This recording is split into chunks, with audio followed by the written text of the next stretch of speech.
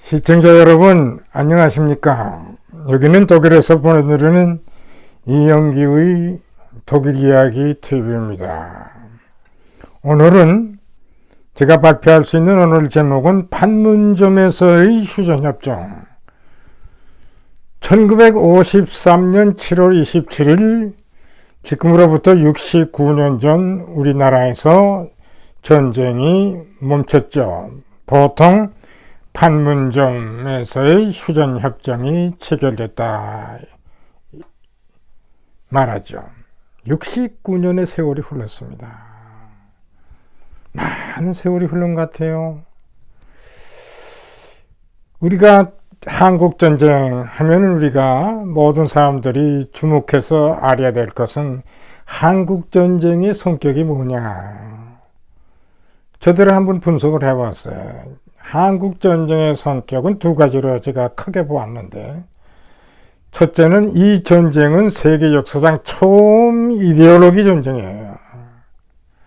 과거에는 이데올로기 전쟁이 없었어요. 물론 종교전쟁 이런 것들은 있었습니다만은 그냥 땅 따먹기 이런 전쟁으로만 있었는데, 새롭게 이데올로기가 나온 이후로 하나의 이데올로기 전쟁. 그러니까 미국과 소련 관계에서 어떤 체제가 더 좋으냐, 정치, 경제, 사회 모든 체제에서 어떤 체제가 더 좋으냐 하는 상이한 이데올로기 면에서 전쟁도 일어난 거죠. 그 이데올로기 전쟁이 특별히 우리가 생각나게 하는 것은, 이 전쟁은 비단 전쟁에서 군인들만의 전쟁이 아니에요. 그 이데올로기다 보니까 사상이 서로 다른 사람들 간에는 시골에서도 도시에서도 그냥 일반인 간에도 전투가 벌어진 거예요. 서로 죽이고 죽임을 당하고. 또 한국전쟁 3년간 했습니다만 2년 동안 휴전협정에 들어가면서 포로 문제로 제일 많이 시간을 허비했는데, 이 포로에 무슨 일이 있었냐면은 반공포로라는 게 생겼어요. 그 중공에서 또 북한에서 이런 군대들이 다시는 그 나라는 안 가겠다, 우리나라에 남겠다, 이와 같은 반공포로가 생긴 것도 이데올로기 전쟁에서 나오는 하나의 성격의 일면이죠. 그 다음에 두 번째 한국전쟁의 성격은 제한전쟁으로 결론이 났어요. 이 전쟁은 제한적이어야 된다. 예, 그것이 왜 그렇게 나왔냐 하면은, 처음에 낙동강정선까지 밀렸다가 인천 상륙으로 이제 3팔선까지 갔다가 다시 또 압록강으로 향하는 가운데 중공군이 나왔단 말이에요. 중공군이 나오니까 또 유엔군이 후퇴를 하게 되고 1951년 일사후퇴 때 남쪽으로 또 후퇴된 거예요. 중공군이 나온 거야. 소위 인해전술로 중공군이 쭉 나왔는데, 자, 이것을 본 당시에 그 메카더 유엔 사령부는 이제 새로운 전쟁이 시작됐다. 중국으로 우리는 전쟁을 확대할 수밖에 없다. 그러니까 중국에 폭격도 하고 해산도 봉쇄를 하고 여러 가지 면에서 중국과의 관계, 중국과의 전쟁도 할 수밖에 없다. 이렇게 되다 보니까 트루만 대통령이나 펜타곤에 있던 일부 그 장성급들 경우는 우리가 중국하고도 싸울 수 있는 그런 지금 여건이 조성이 안 된다. 현상 유지로서 끝나자. 그러면서 당시 브래들리 장군은 그런 얘기까지 했어. 중국과의 싸움은 그릇된 전쟁, 그릇된 장소, 그릇된 시간, 그릇된 적과 싸운다. 그래가지고 펜타곤의 이 참모진에서는 전쟁을 확대하는 것을 반대를 했습니다. 자, 그러니까 트루만 경우도 이 사람들의 마음을, 이 사람들의 의견을 존중해가지고 메카하서를, 인천 상륙의 영웅이었던 메카하서를 해임하고 전쟁을 이제 종결짓는. 그래서 전쟁을 완전히 끝나지 않고 중간에서 끝나는 하나의 제한된 전쟁으로 이것을 마감을 했어요.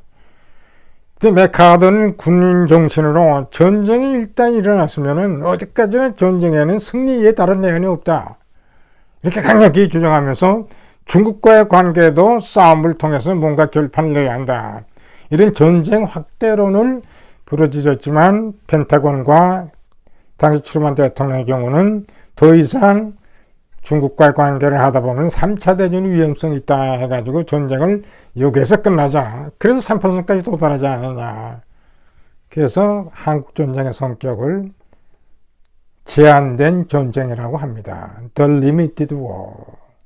이 관한 문헌들을 보면 굉장히 재미있어요. 많은 학자들이 또 군 전문가들이 토론을 많이 했습니다. 일반 연구소에서도 또 국회에서도 미국 세나트 청문회도 하고 그래가지고 결론적으로는 이제 제한된 전쟁. 그래서 1953년 7월 27일 드디어 이 전쟁이 끝난 거죠. 참 우리로서는 참 잘했으면 우리가 통일을 할 수 있는 기회를 놓친 셈이죠. 그래서 이 박사가 적극적으로 이 정전을 반대하고 1953년 6월 18일 날 반공포를 석봉하고 이렇게 열심히 반대했으나마는 당시의 여론이 그렇고 유엔이 그렇고 미국의 입장에서 전쟁을 이제 전결을 지은 거죠. 전결을 지은 거예요. 그래가지고 이런 가운데 전결을 짓는 가운데 그래도 이 박사가 끝까지 휴전 반대라는 것을 강력히 주장했기 때문에 이 박사에게 자 전쟁은 임시로 끝나지만 한미동맹이라는 이러한 그 약속을 미국이 또는 유엔이 하게 되죠.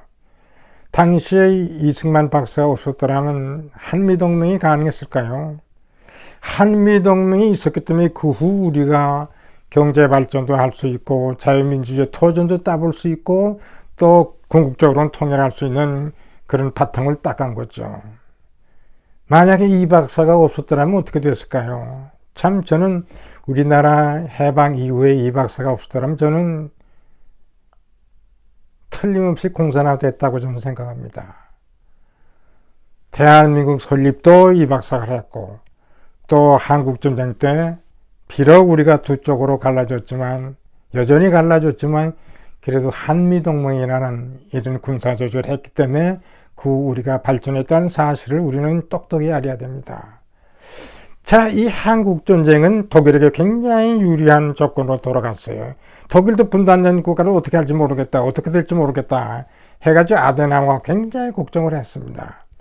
2차 대전 45년 2차 대전 패배한 이후로 10년 만에 1955년 한국전쟁으로 인연해서 서독이 나토에 가입하는 그런 계기를 마련했죠. 그때 아데노아 그 수상이 뭐라고 그랬냐면 이제 내일이면 우리 독일 통일이 된다. 그렇게 좋아했어요. 나토에 가입해서 서독의 안보를 확정되니까 이제는 우리가 뭔가 통일할 수 있다. 이런 자신을 갖게 됐고 그 후 1967년 소위 나토의 그 이중 전략이라고 해가지고 일면 안보를 토대로 하고 타면 긴장 완화 정책을 추진한 결과 1990년 콜이 아데노아 브란테 이런 정책들을 이어받으면서 독일 통일이 된 거죠. 독일이 나토에 들어가지 않았더라면 과연 독일이 퇴원했을까? 전 불가능했다고 봅니다. 그래도 우리 이 박사 같은 사람이 있었기 때문에 지금도 우리가 대한민국이 발전했고 앞으로도 한미 간의 안보를 토대로 해서 우리가 앞으로 계속 노력하면서 우리도 통일을 강구해야 되지 않나 저는 그렇게 생각합니다. 제가 그 판문점 이런 휴전협정 이걸 할 때마다 제가 특별히 여러분께 부탁하고 싶은 게 있어요. 유엔 측의 마지막 협상가로 노력했던 중장 해리슨 중장이 있습니다. 이 사람이 북한 사람들과 중국 사람들과 그 휴전회담을 하면서 그 자기의 경험을 한마디로 이렇게 표현했어요. 제가 영어로 한번 여러분께 말씀드릴게요. 해리슨 중장의 그 마지막 그 말인데요. The most important thing in dealing with the communists is to remember and never forget that you are dealing with a common criminal. 기억하고 또 기억하고 절대 잊지 말아라. 앞으로 당신네들이 공산주의자들과 협상을 벌일 때는 그들은 네가 범죄자하고 협상한다는 사실을 기억하고 알아라고 그랬어요. 얼마나 협상을 하면서 당했기 때문에 이 공산주의자들을 하나의 범죄자로 본 거예요. 앞으로도 절대 공산주의자들을 협상을 할 때는 절대 너는 지금 범죄자하고 협상한다는 사실을 알아라 하는 그런 말을 남겼습니다. 제가 이 말을 휴전협정 얘기할 때마다 저는 얘기를 합니다. 우리가 6개월을 지나고 많은 세월이 흘렀습니다만 그동안 우리가 북한과 관계를 해봤지만 우리는 그들과 협상을 항상 우리는 그들을 범죄자로 봐야 되는 거예요.